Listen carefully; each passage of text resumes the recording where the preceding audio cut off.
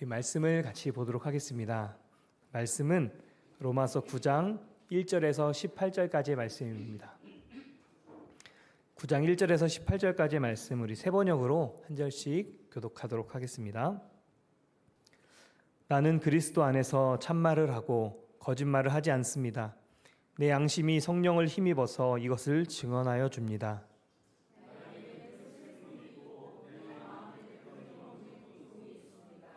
나는 육신으로 내 동족인 내 결례를 위하는 일이면 내가 저주를 받아서 그리스도에게서 끊어질지라도 달게 받겠습니다.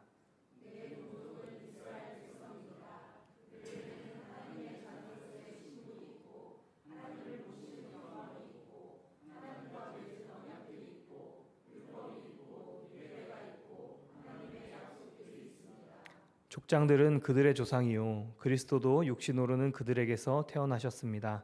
그는 만물 위에 계시며 영원토록 찬송을 받으실 하나님이십니다. 아멘.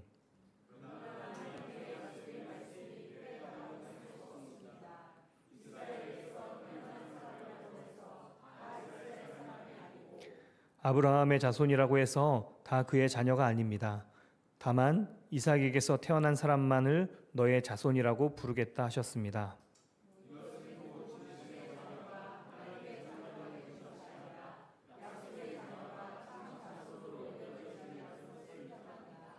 그 약속의 말씀은 내년에 내가 다시 올 때쯤에는 사라에게 아들이 있을 것이다 하는 것입니다.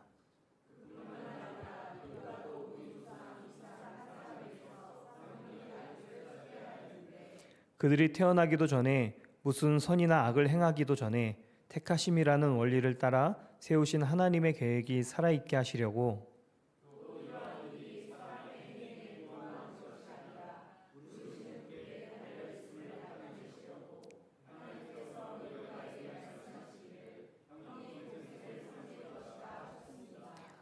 이것은 성경에 기록한 바 내가 야곱을 사랑하고 에서를 미워하였다 한 것과 같습니다.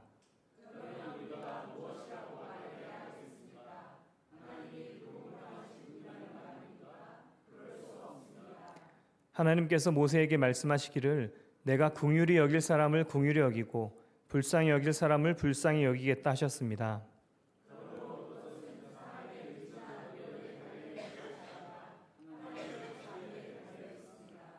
그래서 성경에 바로를 두고 말씀하시기를 내가 이 일을 하려고 너를 세웠다.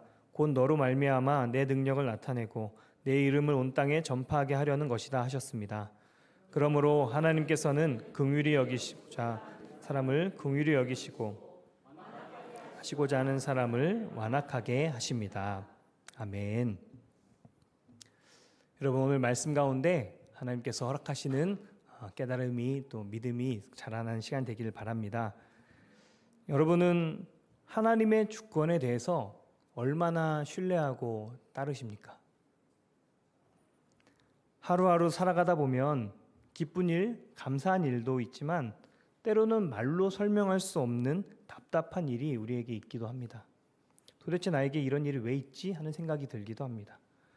그래도 신앙생활도 잘하고 하나님을 잘 믿으려고 애쓰고 있는데 왜 우리에게 이런 일들이 일어나는 것일까요? 우리가 이 일들을 어떤 시선으로 바라봐야 하는 것일까요? 오늘 말씀이 우리에게 분명한 믿음의 눈을 뜨게 하는 시간이 되기를 바랍니다. 그래서 우리의 삶 속에 허락하신 은혜를 놓치지 않고 붙잡는 저와 여러분들 되시기를 주님의 이름으로 축복합니다. 오늘 바울은 2절 말씀에 이렇게 이야기합니다. 나에게는 큰 슬픔이 있고 내 마음에는 끊임없는 고통이 있습니다. 그에게 너무나 큰 슬픔이 있었습니다. 그리고 그 슬픔은 그에게 끊임없는 고통을 주고 있었습니다. 바울이 그렇게까지 고통스러워하는 이유는 그가 속한 이스라엘 백성이 잘못된 길로 가고 있었기 때문입니다. 바울은 분명 8장 마지막 37절에 그 무엇도 그 누구도 그리스도의 사랑에서 끊을 수 없다고 이야기하면서 너무나 은혜로운 말씀으로 8장을 마쳤습니다. 그런데 오늘 그가 3절 말미에 뭐라고 하는지 한번 보십시오. 나는 육신으로 내 동족인 내 결례를 위하는 일이면 내가 저주를 받아서 그리스도에게서 끊어질지라도 달게 받겠습니다. 정말 그 누구도 그 무엇도 끊을 수 없는 하나님의 사랑이지만 만약 그가 이스라엘을 살리고 바른 길로 인도할 수 있다면 그 하나님의 절대적인 사랑에서 끊어지는 저주를 달게 받겠다고까지 이야기를 하고 있습니다. 그만큼 그가 자신의 동족인 이스라엘을 보면서 너무나 가슴이 미어지고 아픈 거예요. 이스라엘은 분명 하나님의 선택받은 백성이고 거기에는 하나님의 자녀로서 하나님을 모시는 영광이 있었습니다.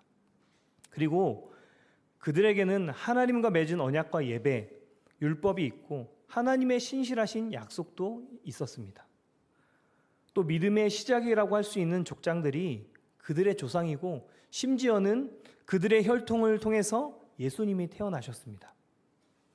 이 엄청난 하나님의 선택을 받은 백성이 실제로는 그렇게 살아가지 못하고 있으니까 바울이 너무나도 슬프고 고통스러웠던 것입니다.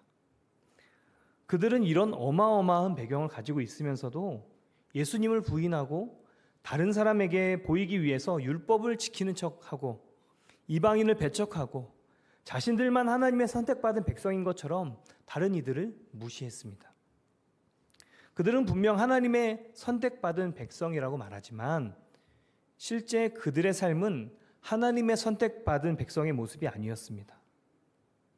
사람들은 이런 이스라엘을 보면서 바울에게 이렇게 질문합니다. 당신이 이야기한 복음과 하나님의 선택받은 백성의 모습이 다른데 그럼 그들을 향한 하나님의 약속이 취소되는 거 아닙니까? 그들이 저렇게 엉망으로 사는데 그 약속이 과연 계속 이어지겠습니까? 그래서 바울이 6절 8절에 이렇게 이야기합니다. 6절부터 8절입니다. 그러나 하나님의 약속의 말씀이 패했다고는 할 수 없습니다. 이스라엘에게서 태어난 사람이라고 해서 다 이스라엘 사람이 아니고 아브라함의 자손이라고 해서 다 그의 자녀가 아닙니다. 다만 이삭에게서 태어난 사람만을 너의 자손이라고 부르겠다 하셨습니다.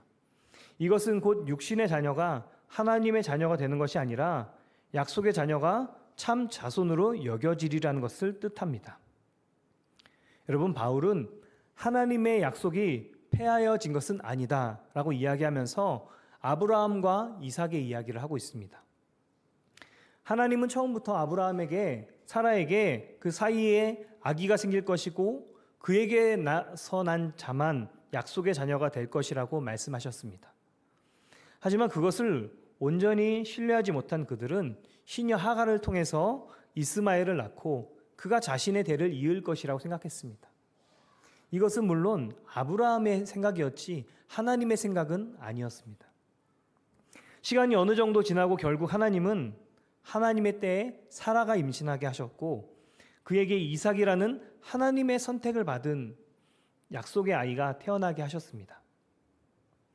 그리고 아브라함의 아들 중에 이스마엘과 이삭이 있었지만 하나님은 이삭에게서 난 자만 하나님의 약속의 자녀라고 인정하셨습니다.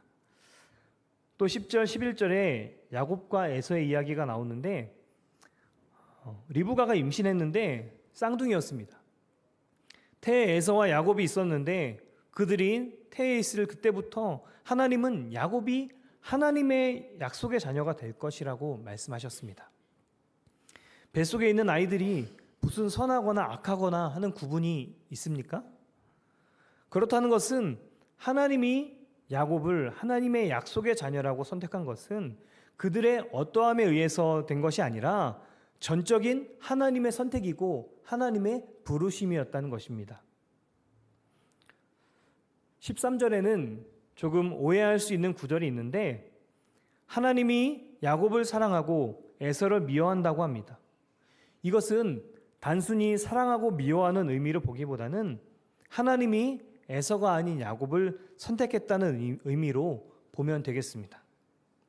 여러분, 이 말씀을 들으며 어떤 생각이 드십니까? 아니, 그러면 이스마엘이나 에서가 너무 억울한 거 아닙니까?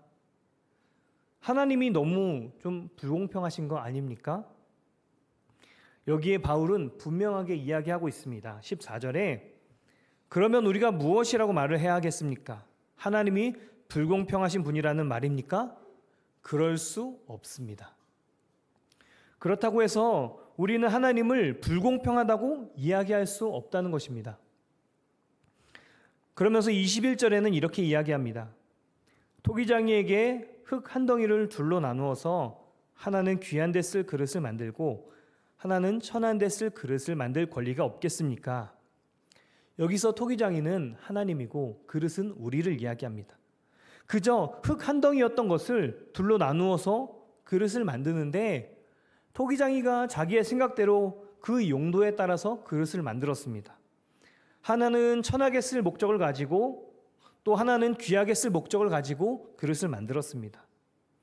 그저 가만히 두면 아무 쓸데도 없는 그 흙덩어리를 가지고 각자의 용도에 맞는 그릇으로 만들어준 것을 가지고 토기장에게 왜 나를 이렇게 만들었습니까? 할 수 없다는 것입니다. 여러분,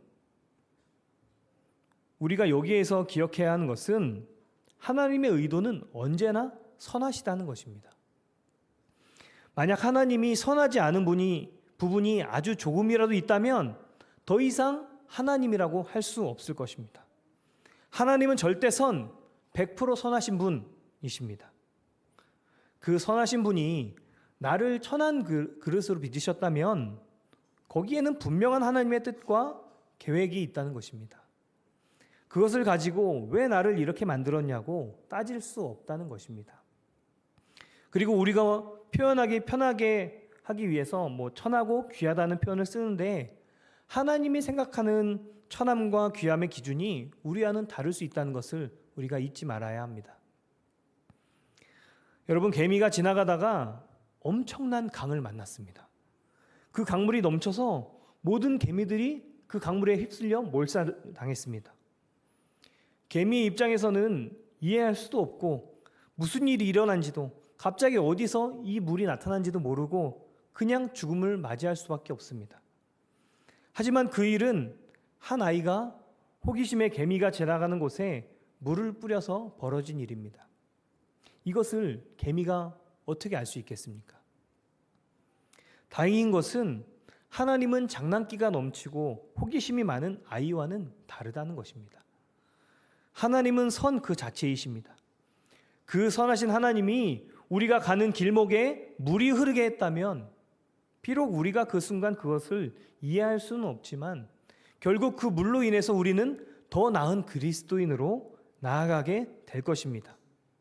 내가 이해할 수 없는 그때에도 하나님은 분명히 선으로 역사하는 분이시라는 것입니다.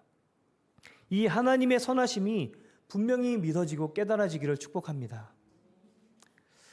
다시 말씀을 보면 하나님이 이삭을 선택하시고 야곱을 선택하셨다는 말씀은 있는데 이스마엘과 에서를 버리셨다는 말씀은 없습니다.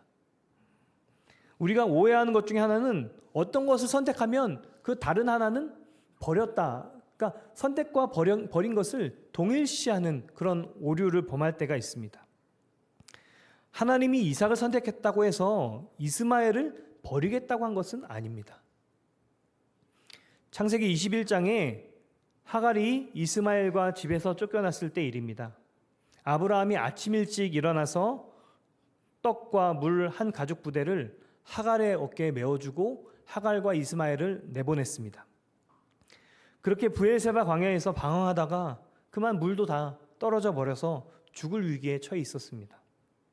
그리고 그저 그녀와 이스마엘이 할 수 있는 것은 서로 마주보고 자신의 처지를 한탄하며 우는 것밖에 없었습니다.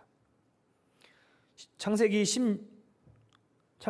21장 16절에서 19절 말씀을 보면 이르되 아이가 죽는 것을 참아 보지 못하겠다 하고 화살 한바탕 거리 떨어져 마주 앉아 바라보며 소리내어 우니 하나님이 그 어린 아이의 소리를 들으셨으므로 하나님의 사자가 하늘에서부터 하갈을 불러 이르시되 하갈아 무슨 일이냐 두려워하지 말라 하나님이 저기 있는 아이의 소리를 들으셨나니 일어나 아이를 일으켜 내 손으로 붙들라 그가 큰 민족을 이루게 하리라 하시니라. 하나님이 하갈의 눈을 밝히셨으므로 샘물을 보고 가서 가죽 부대에 물을 채워다가 그 아이에게 마시게 하였더라. 여러분, 하나님은 결코 이스마엘을 버리지 않으셨습니다. 그들의 우는 소리를 외면하지 않으셨습니다.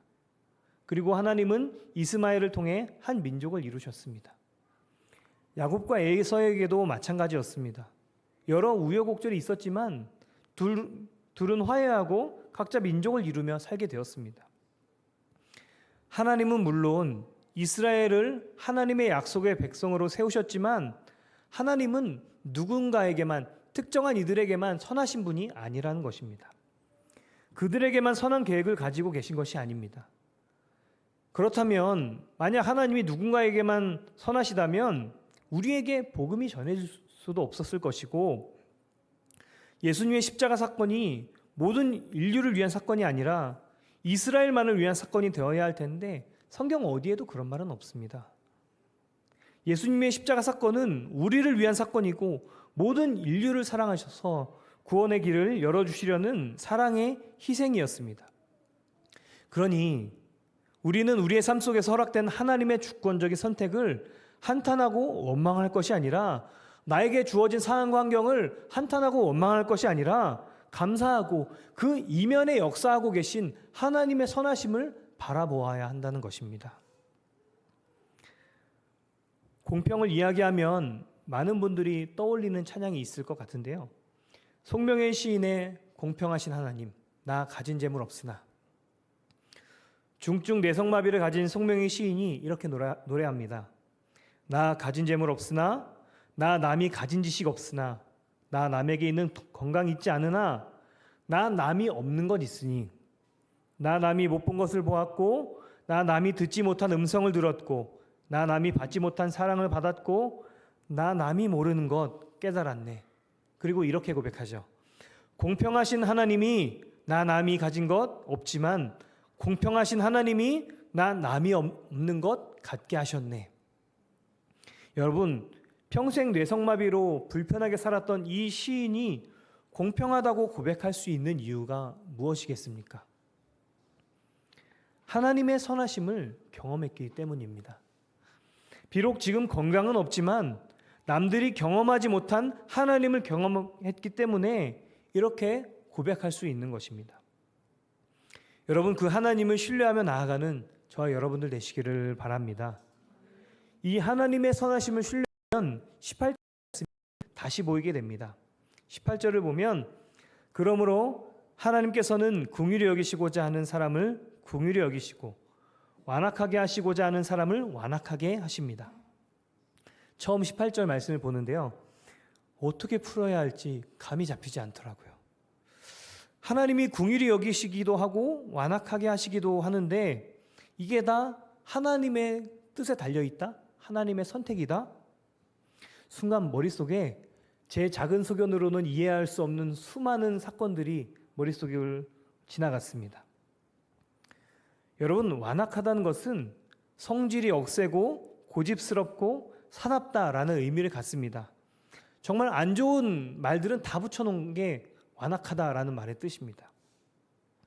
하나님이 누군가를 성질이 억세게 하고 고집스럽고 사납게 해서 은혜를 입지 못하게 하신다? 사실 이해도 잘 되지 않고 개인적으로는 이해하고 싶지도 않습니다. 그때 하나님의 선하심이란 단어가 문득 제 안에 떠올랐습니다. 하나님은 어떤 순간에도 선하실 수밖에 없는 분인데 그 하나님이 누군가를 완악하게 했다면 거기에는 어떤 의미가 있을까라는 생각을 가지고 다시 말씀을 보게 되었습니다. 여러분, 하나님은 정말 신실하고 믿음이 좋은 선한 사람을 완악하게 만들어서 죄 가운데 떨어뜨리는 분이 아니십니다. 여기서 완악하게 하셨다는 것은 하나님을 믿지 않고 받아들이지 않고 자신의 고집대로 살아가는 사람을 그냥 그대로 내버려 두셨다라는 이야기입니다. 17절에 바울이 이야기하는 바로의 이야기를 한번 보십시오. 그래서 성경에 바로를 두고 말씀하시기를, 내가 이 일을 하려고 너를 세웠다. 곧 너로 말미암아 내 능력을 나타내고 내 이름을 온 땅에 전파하게 하려는 것이다 하셨습니다.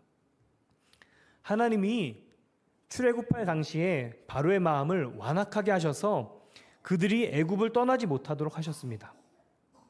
하나님이 한편으로는 모세를 보내서 이스라엘을 건져내라 하시고, 또 다른 한편으로는 바로를 완악하게 하셔서, 원래 바로가 착한데 완악하게 하셔서 이스라엘이 나가지 못하게 하시고, 너무 이상하지 않습니까?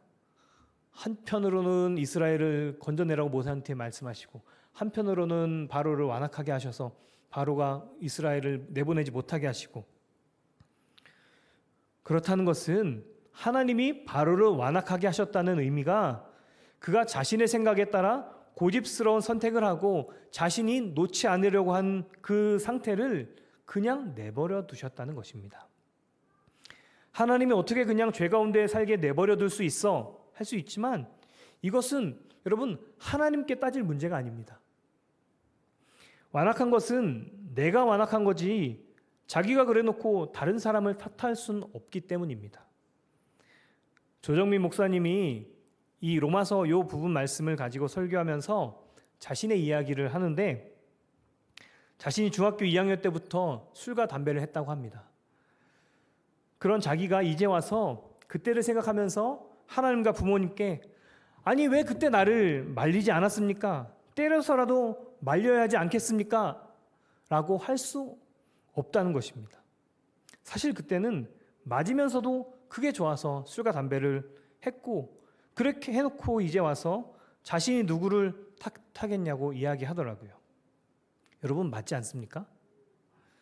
하나님을 따르지 않고 자신의 고집대로 살면서 왜 나를 그냥 내버려 두십니까? 라고 한다면 정말 염치가 없는 겁니다. 사실 이렇게 말하기는 어렵습니다. 정말 나를 왜 그냥 내버려 두십니까? 하는 생각이 들면 돌이키면 되지 않겠습니까? 그런 우리를 건지고 살리시기 위해서 하나님이 최선을 다하셨는데 그 자유의지가 뭔지, 우리가 그렇게 죄를 선택하며 살면서 하나님 나를 왜 선택하지 않았냐고, 나를 더 나은 환경에 두지 않았냐고 따질 수는 없다는 것입니다. 그러니 하나님이 궁휼히 여길 자를 궁휼히 여기시고 완악하게 내버려둘 자를 그냥 내버려 두시는 것에 대해서 우리는 할 말이 없습니다. 동의하십니까? 그런데 한 가지 생각해 볼 것은 우리를 완악하게 내버려 두시는 그때에도 하나님의 선하심이 적용될까입니다. 여러분 어떻게 생각하십니까? 하나님이 우리를 완악함 가운데 내버려 두시는 그때에도 하나님은 여전히 선하십니까? 아멘이죠. 물론입니다. 선과 떨어질 수 없는 분, 그 자체가 선이신 분이 하나님이십니다. 그렇다면 우리를 완악하게 하실 때에는 그 일들을 통하여 슬픔과 고통을 겪고 돌아오기를 바라시는 하나님의 선한 의도가 있지 않을까 생각해 보게 되는 것이죠. 실제로 하나님은 이스라엘이 죄 가운데 있을 때 그들에게 고통을 주어서라도 돌아오게 하기 원하시는 분이셨습니다. 이 하나님의 사랑의 마음이 우리에게도 적용되지 않겠습니까? 어제 이 말씀을 두고 아내랑 이야기를 하다가 생각의 지경이 갑자기 확장되는 것을 느꼈습니다. 사실 이 완악하게 내버려 두시는 일이 정말 악한 특정 사람들에게만 일어나는 일이 아니라는 생각이 들었습니다. 분명 하나님은 우리에게 끊임없이 지금도 사랑을 고백하고 계시고 우리를 선하게 인도하시기 위해서 계속 말씀을 허락해 주시는 분이신데, 우리는 우리의 성질과 고집 때문에 너무 많은 말씀을 놓치고 살아가고 있습니다. 여러분, 이게 완악이죠. 우리가 완악해서 하나님의 말씀을 듣지 않고 내가 원하는 대로 살아가고 있는 지금 이 모습이 완악이지 않습니까? 하나님은 이런 우리를 궁휼히 여기심으로 인도하시기도 하지만 때로는 그 완악함 가운데 그냥 내버려 두심으로 인해서 우리를 더 나은 하나님의 사람으로 만들어 가시기도 한다는 것입니다. 그러니 가장 정확한 타이밍에 우리를 인도하시는 하나님의 선하심을 그 누가 의심하고 판단할 수 있겠습니까? 그저 우리는 그 하나님의 선하심을 믿고 그에 따른 하나님의 주권적인 선택을 신뢰하고 의지할 뿐입니다. 그리고 내가 혹 완악한 상태에 있어서 하나님의 음성을 무시하고 내가 하고 싶은 대로 살아가고 있지는 않은지 주님께 물으며 우리의 삶을 점검하고 돌아봐야 한다는 것입니다. 한 가지 이야기만 하고 말씀을 마치려고 합니다. 한 교회에 성도님이 있었습니다. 누가 보기에도 믿음의 본이 되는 성도님이었어요. 항상 예배에 전심을 다하고 뜨겁게 기도하고, 그런 그분이 어느 날 몸에 심각한 병을 얻었습니다. 그렇게 병문안을 가고 만나다가 그분에게 남들이 알지 못하는 아주 은밀한 죄가 오랫동안 계속되었다는 것을 알게 되었습니다. 너무나 안타까워했던 그 교회 목사님은 부교역자들과 함께 계속해서 그 병원에 찾아가서 기도하고 회개할 수 있도록 도왔습니다. 그리고 그 순간은 그 죄를 정말 뉘우치고 반성하는 줄 알았습니다.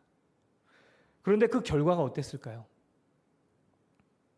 끝내 그 성도님은 그 죄를 놓지 못했습니다. 여러분, 내가 귀를 막고 듣지 않는데 어떻게 할 수 있겠습니까? 하나님이 아무리 이야기하고 보여줘도 우리가 교만해져서 하나님의 음성에 귀를 기울이지 않고 내가 하고 싶은 대로 사는데 어떻게 하겠습니까? 여러분, 지금 우리에게도 일어날 수 있는 일입니다. 혹은 지금 우리에게 진행되고 있는 일일 수 있습니다. 그러니 우리가 하나님의 선하신 주권을 인정하면서 우리가 완악하게 살고 있지는 않은지 계속해서 깨어있고 점검하고 기도하며 물어야 한다는 것입니다. 오늘 말씀은 이 하나님의 선하심이 전제되어 있지 않으면 사실 시험거리가 될 수도 있습니다. 하나님의 마음대로 선택해서 누구는 긍휼을 주고 누구는 완악하게 내버려 두시고, 하지만 실상 누구보다 우리를 바른 길로 인도하기 원하시는, 누구보다 하나님 자신과 연합하게 하고 싶어 하시는 선한 의도가 있음을 분명히 기억하시기 바랍니다. 그리고 우리의 삶 속에 주님의 선하신 주권적인 선택을 인정하고 따르는 저와 여러분들이 되시기를 바랍니다. 그래서 지금 나에게 닥쳐있는 알 수 없는 시간들이 더 이상 고통과 괴로움이 아니라 하나님의 선하심으로 바라봐지는 은혜가 저와 여러분들에게 있기를 주님의 이름으로 축복합니다. 우리 함께 찬양하기 원합니다. 우리 은혜로다 우리 함께 찬양하길 원하는데요. 이 찬양 첫 가사가 이렇게 시작됩니다. 시작됐네. 여러분, 사실은 진작에 시작됐어요. 근데 어쩔 수 없죠. 지금부터 시작됐다고 해야죠. 주님의 은혜가 다시금 오늘부터 시작되었습니다. 아멘. 그 은혜를 신뢰하고 의지하고 나아가는 것은 이제 우리에게 달려있는 몫입니다. 내가 혹 완악하진 않은지, 내가 혹 하나님께서 들려주시는 음성을 놓치고 살아가고 있진 않은지 우리가 스스로 점검하고 매일 매순간 주님의 선하심을 놓치지 않고 하루하루를 살아갈 때 여러분, 놀라운 일들을 여러분 발견하게 될 것입니다. 처음에는 하나님의 선하심이 의지적으로 하나님은 선하시지, 하나님 선하셔 표현하지만 여러분, 그렇게 표현했던 제가 저도 알 수 없는 하나님의 선하심이 제 안에 그냥 패키지로 제 안에 묶여 있어요. 하나님은 선하세요. 누가 뭐라고 해도 선하세요. 저에게 어떤 일이 있어도, 어떤 병이 있어도, 어떤 아픔이 있어도, 괴로움이 있어도 하나님은 선하세요. 그거는 변할 수 없습니다. 여러분, 이게 어떻게 가능해졌을까요? 하나님이 선하심을 선포하라 그래서 그 선하심을 선포하며 살았습니다. 그 선하심을 선포하며 살아가는 그 삶이 제 것이 되어졌어요. 어느 순간. 그리고 하나님은 이제 저에게 더 이상 선이 아닌 적이 한 번도 없으십니다. 여러분, 우리가 이 시간 결단하십시오. 하나님은 선하십니다.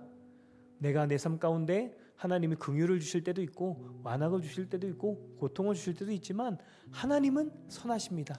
그 하나님의 선하심을 내가 따라 살아가겠습니다.